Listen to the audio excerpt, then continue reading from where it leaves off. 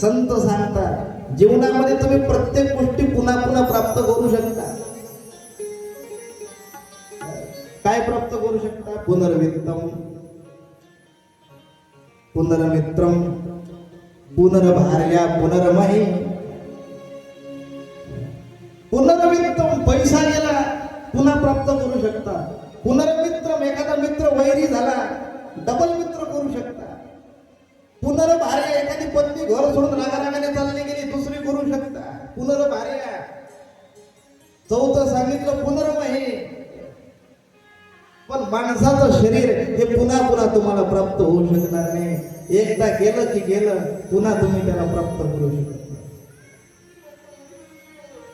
असा अनमोल माणसाचा देह आहे. दुर्लभ मानुष देह देही नाम क्षणभंगूर. क्षणाचाही भरोसा नाही कधी शेवटचा श्वास आहे. आणि जोपर्यंत जीवन आहे, जोपर्यंत श्वास आहे, तोपर्यंत हे श्वास सार्थकी लागावे, हे जीवन सार्थकी लागावं, त्यासाठी संतांनी दिलेली पर्वणी आहे हे भागवत. जिंदगी के किराए का घर है, जिंदगी